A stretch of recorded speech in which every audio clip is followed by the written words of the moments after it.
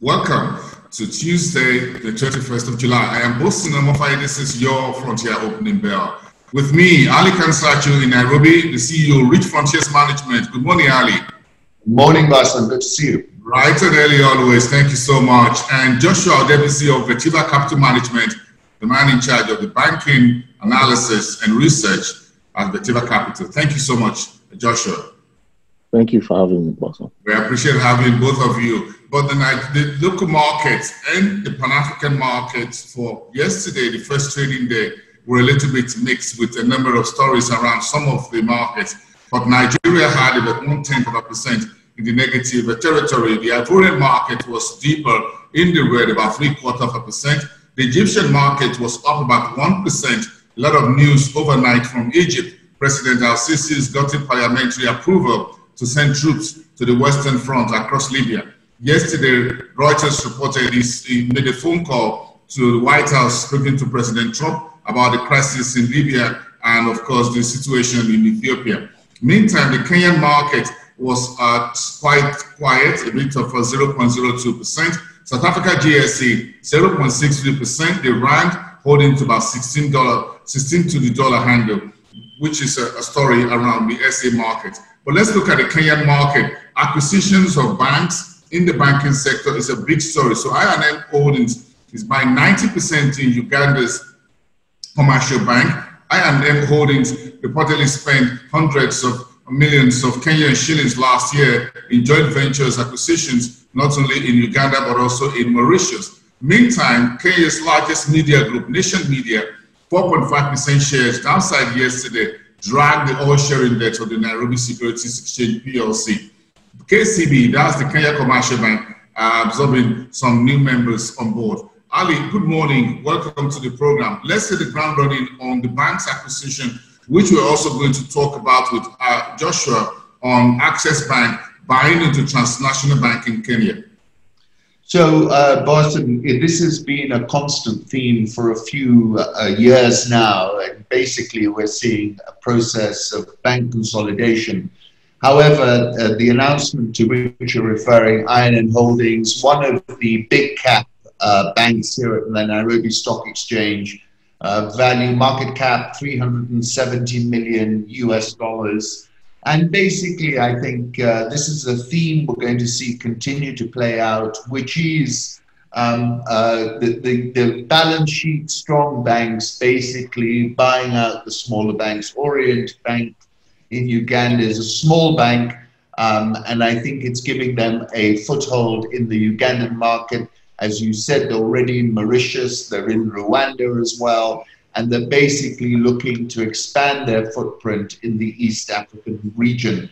So I think that's the story, and that's also in line with the story of Transnational Bank. That's more about West African into East African foray.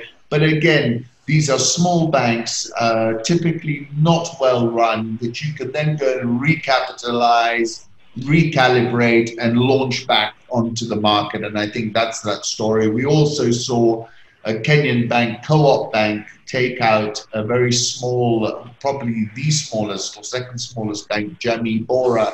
That was a couple of days ago. You know, Kenya was considered very overbanked, 43 banks at one point. For a population of about 52 million.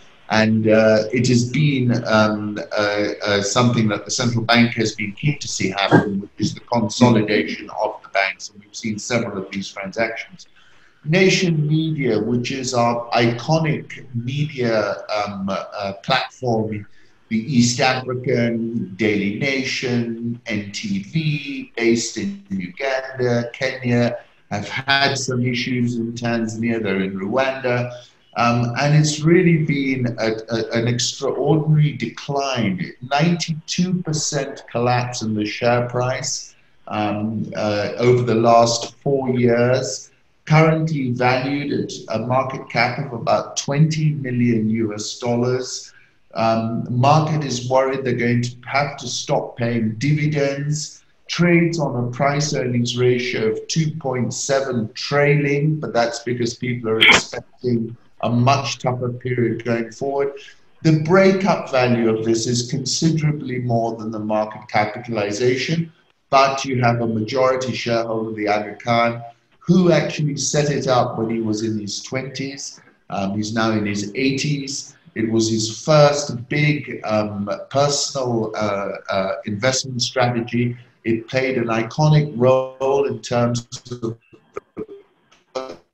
independence period, talking to the African narrative in an independent Africa. So I think, you know, this is a phenomenon we've seen across the world, Boason, where old media has been eaten alive. And I think a lot of, you saw the news out of South Africa as well, a lot of media cutbacks, Naspers doing that. And the question is this transformation from the old business model to the new. Some have done it, New York Times, Washington Post, the Financial Times. But in Africa, it has not been successfully managed yet. And I think the question is when and who will be able to bridge this post-digital divide, get themselves back. If no one is buying print papers, I remember when I was a little boy, I'd wait at home and read it after my dad had read it. You know, those days are long gone. We're getting our news off Twitter, we're getting our news off Facebook before even the news channel has come out with it. So interesting, very sad actually, I must say, totemic asset with a really remarkable history, but they've got to reinvent themselves, otherwise they're going to be shumpeted.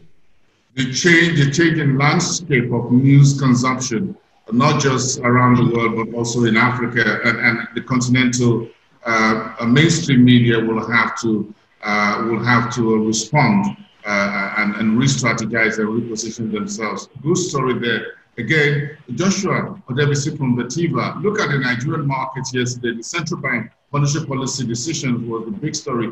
But again, within those decisions were some interesting data or statistics in terms of non-performing loans, credit to the sector, and all of that mentioned by the central bank governor, Godwin Emefiele.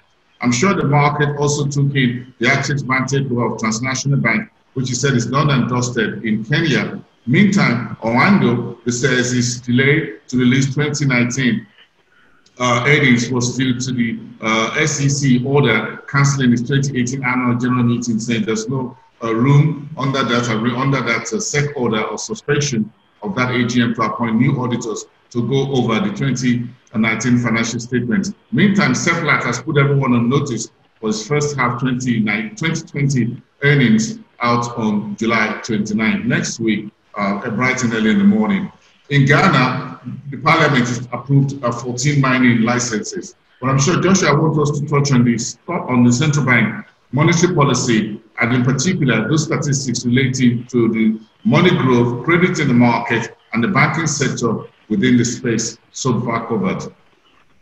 Right, you're right, Boason. So there were some very interesting things said.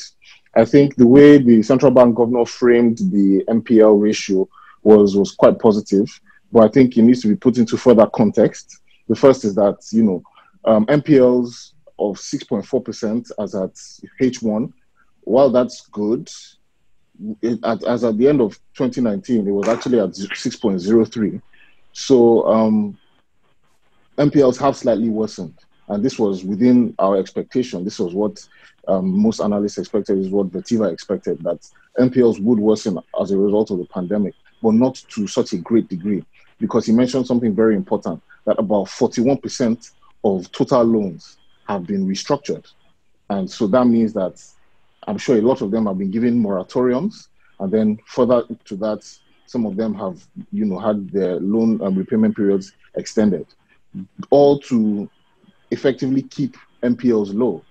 And this is going to, you know, show in the overall income effect. So the NPLs are positive, or, you know, not so bad.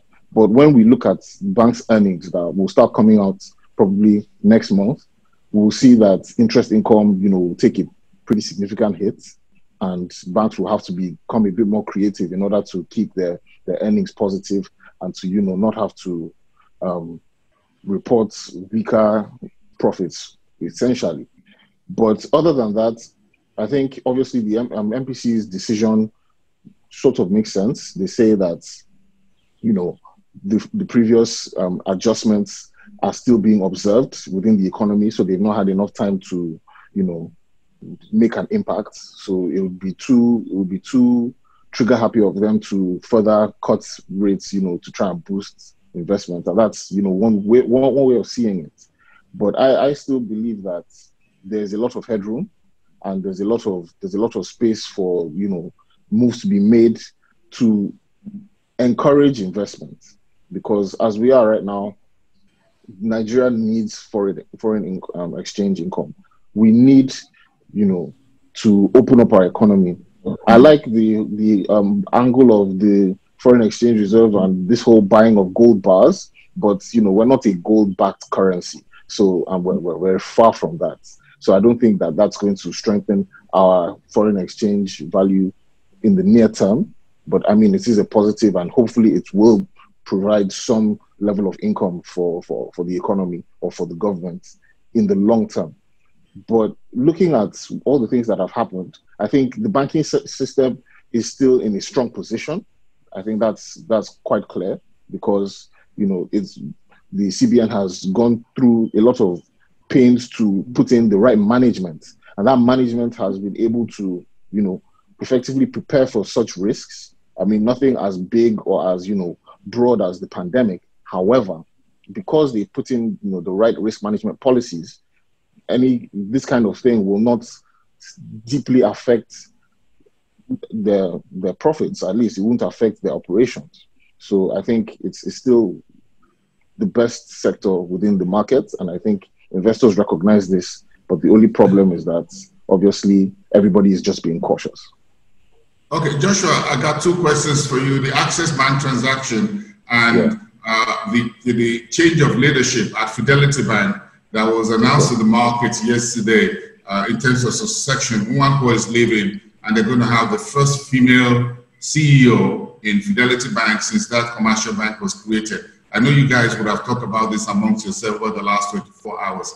Just a second, hold on there, Joshua. Let me bring on Uchenna Minis, the managing partner, Forex trader at BlueFX Nigeria. Good morning, Uche. It's good to have you on the show.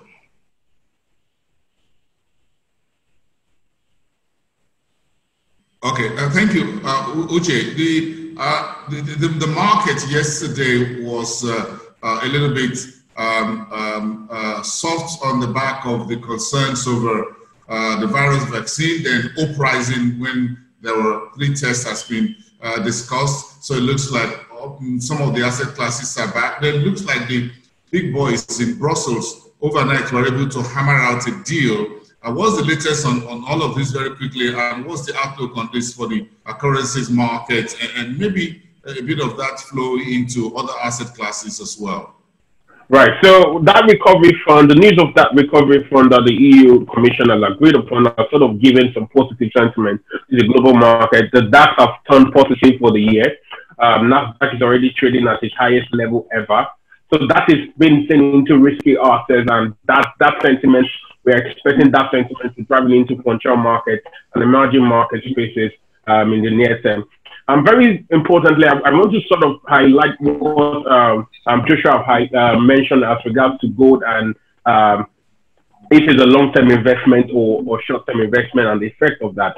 You see, what we are seeing now is we're seeing really, really high, significant negative yield environment, and that in itself is driving that sort of bolstering effect into gold as an asset class, and we can see it traded at a very high technical level. I think Ali actually pushed out something saying that gold is close to nearing $2,000 mark, which is not far off. So right now, what we are seeing is not necessarily a longer term horizon right now, because of what we are seeing in terms of aggressive central bank printing of monies, and that in itself is being transferred into precious metal. We saw silver trading at $20 per ounce, and that in itself is saying that precious metals are going to be in a place whereby they will be getting that significant positive sentiment into the space.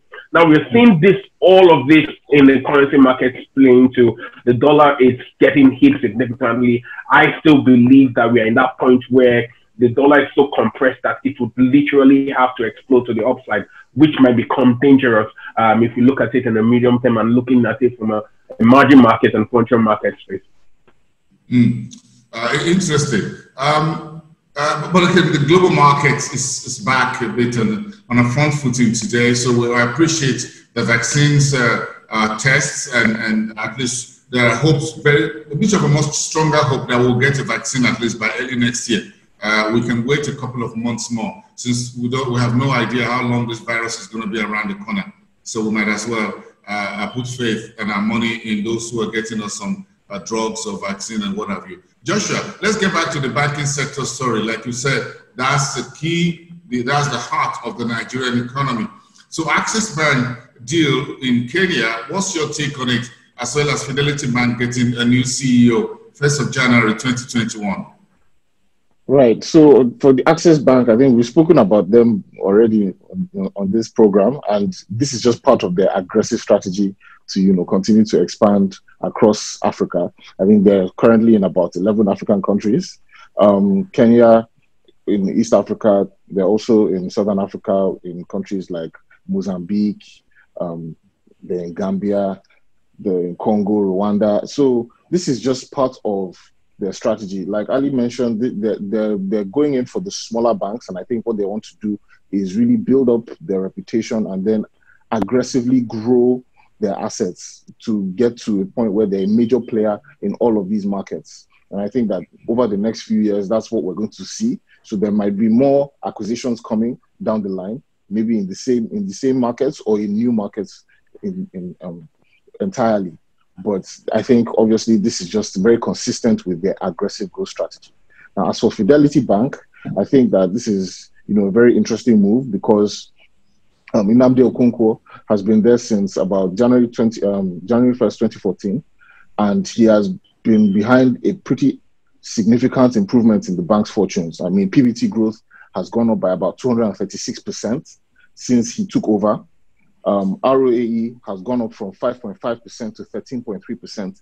Currently, Fidelity Bank is the #1 tier 2 bank in Nigeria. And I think this is, a lot of that is down to him. So I think those are pretty big shoes to fill. But the lady who's taking over, Mrs. Nneka Onyali-Ikpe, she is also a very strong and astute banker. And she has been with the bank for quite a while as well. She's been on the board for 5 years as an executive director. She's worked across various aspects of the banking sector, not just in the commercial banking space, but also, in investment banking as well. And she's a pretty strong candidate. And I think this is just part of them, continuing to grow as a top tier 2 bank. I'm not sure entirely whether their ambition is to break into the tier 1 space, because I think we do need a solid tier 2 bank. Like we had Diamond before, and now we have Fidelity, and I think that they definitely occupied the space as the #1 tier 2 bank. Yeah, that's understandable. As soon as Access took over Diamond Bank, Fidelity moved into that space and held it very tight. But again, I'm sure the new female CEO at Fidelity Bank will be welcome on Broad Street. Now we're having one more female equality in the number of women holding CEO positions in Nigerian banks. At least gone up at least one notch. There's a woman CEO at Unity Bank. So having another one at Fidelity Bank will make for good news for our strive for gender equality. Uche, what's your 1 minute take also on yesterday's decision by the central bank, monetary policy decision? I think it was should I say the conservatively right thing to do at the moment. I get the point that the last monetary policy decision has not really permitted into the economy, so they're giving it time to sort of not to be too aggressive front-running risk, so that you don't do too much and it might be too excessive to sort of retrace. So I get that move. But what is kind of worrying is the cash reserve ratio that was kept still at the same point. That in itself is sort of counterproductive if you really want the banks to increase their loan to deposit ratio. At the same time, they are not really giving the leeway to work around this. So I'm thinking that in itself might be counterproductive for the bank going forward. But however, generally speaking, I think it was from a macroeconomic point of view, it was a very conservatively right thing to do at the moment. Interesting. Let's quickly run through the Southern African market very quickly and take in here what's some of the stories around the African markets. There's a bit of the defense company. The CEO, Daniel Dutoit, is stepping down in August. But the big story I would like to talk to has to do with Botswana, where Diamond, Petra Diamonds is selling some operating assets to Botswana Diamonds for about $300,000. Not much of a big pile of cash, by the way. But Zimbabwe says it's focusing on keeping its budget deficit 1.5%, according to Minister of Finance, Ube. And there was the big money laundering case with Econet of Zimbabwe. I'm just trying to wrap my head around that. And meanwhile, Eswatini, Minister of Finance, unveils members of a revenue appeals tribunal. This small kingdom looks like it's getting set for serious business. No man is an island. Ali, now let's weigh in here first on Zimbabwe. Is that where you want to start from? Yes, sure. So Zimbabwe, I mean, focusing on a 1.5% budget deficit of GDP. This is the finance minister, Mthuli Ncube. Look, there's zero probability of 1.5% budget deficit. The biggest issue with Zimbabwe is around the credibility. Their problem has been that they are rampantly printing money.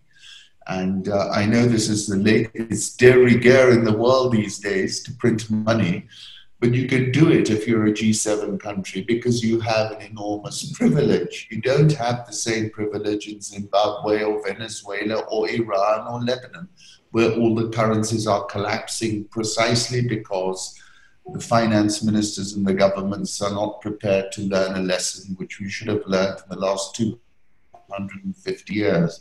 So unfortunately for Zimbabwe, I think that's clearly not going to happen. We've seen already part of the problem with the shutdown of Econet Wireless. They have the biggest mobile money platform in Zimbabwe. And as this uncertainty around the value of money increased, people went onto the mobile money network. And now they've effectively shut that down as well. They've shut down the stock market.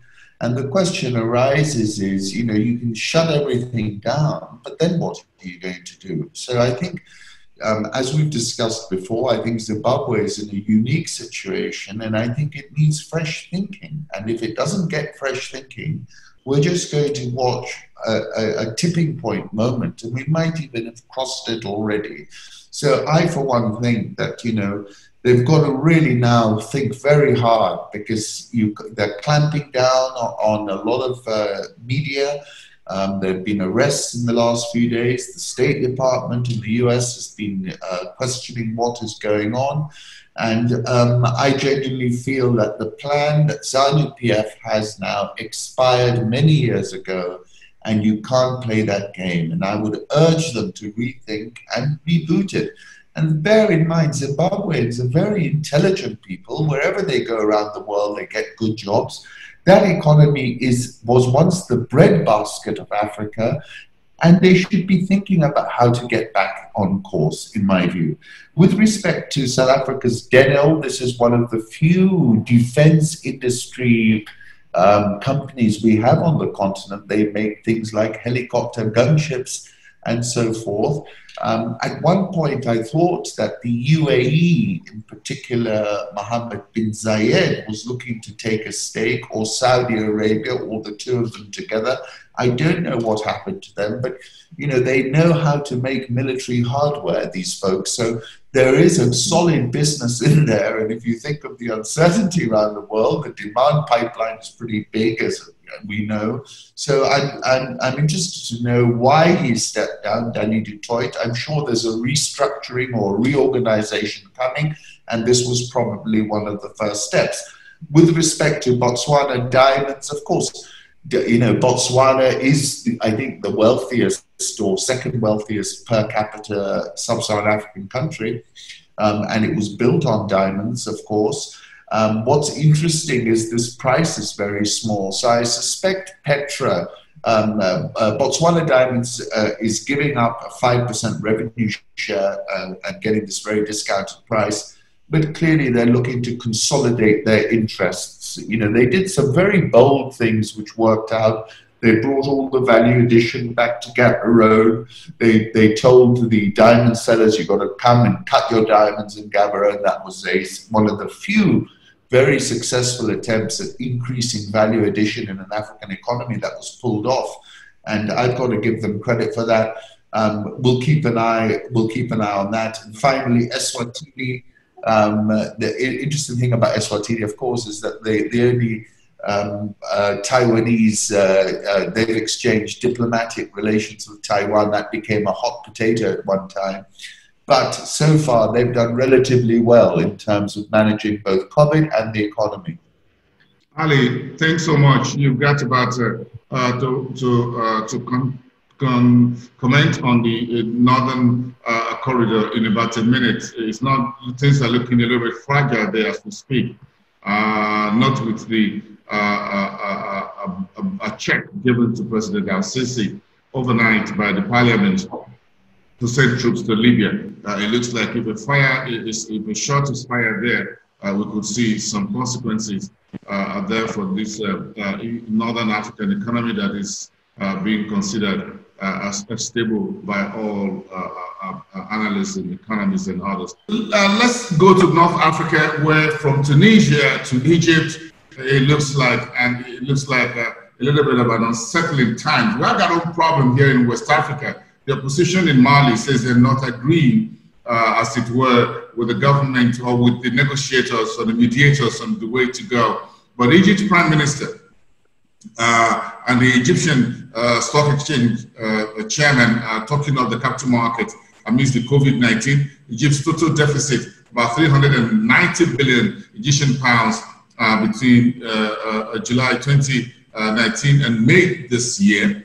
In Algeria, the airline, the virus impact, according to the country, may result in $272 million loss. And the Tunisian chief executive has been talking of the market about the quotations and how the market has been doing well despite the pandemic. But let's talk about Egypt, Ali, and again, a little bit of Tunisia. Some of the protesters over the weekend shut down an oil pump, according to Reuters report, because they're upset with the prime minister. The prime minister resigned, and the parliament is divided as we speak. So let me start with Egypt. Obviously, the parliament yesterday voted to authorize President Al-Sisi to deploy in Libya. He has been talking about this for several weeks, but essentially now he's got full freedom of maneuver to intervene in Libya. And I think that's all about preventing the government of national authority in Tripoli, supported by Erdogan's Turkey, basically running right through the country. And I think the issue is, you know, this will require quite a substantial deployment. President Trump spoke to President Sisi yesterday, tried to dial down the pressure, said, look, let's look for a ceasefire. So it remains very volatile and fluid. Let's see how things develop. But it's got practically the entire world ranged on different sides in what is a proxy theater par excellence. I mean, and this has been the case since Gaddafi was toppled nearly 10 years ago. So very sensitive situation. Of course, we've got the other situation with Ethiopia. For now, that seems to be on the back burner in the last 24 hours.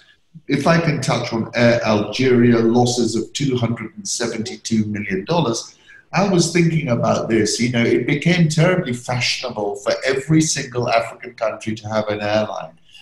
The problem is that the airline demand has substantially gone down. We are not going back to those days anytime soon. The question is, when do we go back to what existed before COVID? And therefore, all these airlines, in my view, are vanity projects. And at a time when you need to be protecting capital, you need to be shoring up your balance sheet, how many of our governments can afford to be throwing away hundreds of millions of dollars, keeping these airlines afloat, without any demand. And bear also in mind, Boason, you know, the airline business was built on like 90 to 95% capacity and on business travel. Business travel is dead. I mean, and it's not going to recover soon. And you can't fly at 95% capacity. I, for example, was looking into, I had a friend in South Africa who wants to go to the UK. The evacuation flight is $5,000. Who on earth has got this kind of money to travel around? So I'm very concerned about the airline business, whether it's South African Airlines, whether it's Kenya Airways. Of course, Ethiopian seem to be ahead of everybody in the way that they pivoted to this new normal. But I think we should keep an eye on those developments. Interesting where we found ourselves across the world of business and markets with the COVID-19. Thank you, gentlemen. We appreciate your time today. Ali Kansai to Nairobi. We appreciate your coming on Frontier with Bell. Joshua Debisi from Vetiba Capital. Thank you so much for looking into Nigerian banking space.